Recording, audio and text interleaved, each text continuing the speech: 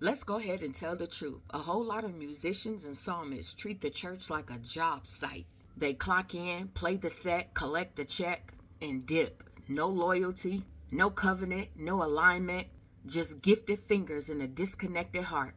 But you see, kingdom giftings were never designed for transactional ministry. It was always designed for transformational ministry. People need to understand is that music in the house of God is not a filler. It's a spiritual infrastructure. It sets the atmosphere, it shifts realms, it breaks chains, usher glory. That's not a part-time ministry. That's a spiritual mantle. So how you going to release a war cry at 11 a.m. and then be at somebody else's church at 12:15 like you're doing double shifts? This is not Uber worship. This is kingdom work. Here's the thing. A lot of musicians are not serving. They are performing. They don't pray for the house. They don't sit with the house. They don't sit under the word. They don't submit to leadership. They do not carry the burden of the vision. And they do not build a relationship for the ministry they're playing for. Let me tell you, musicians are psalmists. Some of them are in the room, but they are not in the house. They're present, but not planted. And anything unplanted can only move. It can't produce. Let me tell you what the word of God says. 1 Chronicle chapter 25, verse 1. David set apart the musicians for ministry, not freelancing, set apart, assigned, planted. Psalms 33 and 3. Play skillfully with a shout of joy. Skill in spirit, technique, and heart posture. Matthew chapter 6, verse 24. You cannot serve God and mammon. If your gift only moves when money moves, who are you really serving? 1 Peter chapter 4, verse 10. Use whatever gift you have received to serve others. Here's how I categorize musicians and psalmists. Some of them can often be summed up as the drifters. They play at 5 churches in 1 week. No accountability, no discipleship, gifted musically, but empty spiritually, and wonder why their own life stay chaotic. And then you have the tax collector group. They won't pray, they won't fast, they won't worship, but they will send a payment request. Kingdom work with a contractor spirit. And then you got the atmosphere assassin. They show up late, no rehearsal, scrolling Instagram, doing the sermons, then hop on stage and expecting the glory to fall. Listen, you can't release what you didn't carry in. So we need to understand this. I understand being compensated. There must be a balance. However, compensation isn't the problem, because scripture does say that the laborer is worthy of hire.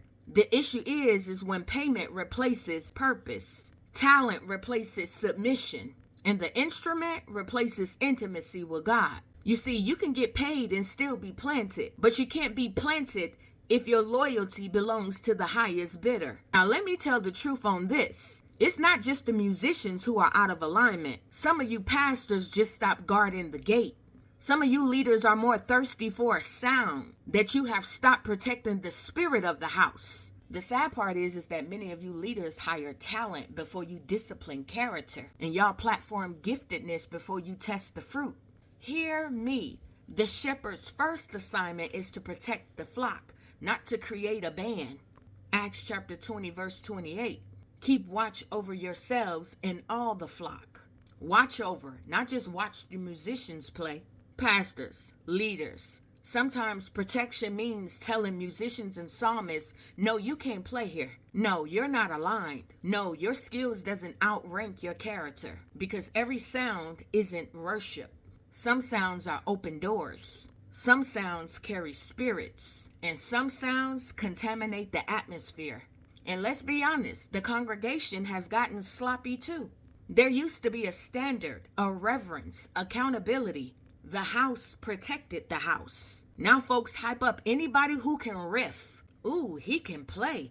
Ooh, she can sing. But nobody's asking, do they pray? Are they submitted? Are they living clean? Are they under covering?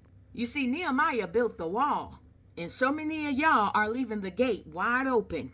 You see, talent without alignment is a breach. It's time to return to vetting, covering, accountability, character, covenant, discernment, not auditions, alignment, not performances, partnership. You see, the house of God is not a concert venue. It's a covenant space. and a covenant must be protected, because purity in the pulpit means nothing if chaos is coming through the instruments. Bottom line, if you treat the sanctuary like a gig, you'll never walk in the anointing of your calling. You can play for the church and never be a part of the church. Because if anybody with talent can walk in off the streets and hit the stage and lead the atmosphere, then the house isn't being led, it's being looted. Protect the sound, protect the standard, protect the flock. And let me say this briefly, respectfully, and truthfully. A large number of musicians and psalmists operating in the church identify as homosexual. And while we're not attacking anyone, ignoring it doesn't fix the spiritual breach. This is not about orientation. This is about alignment, holiness, and the standard God set for those who lead his people in worship.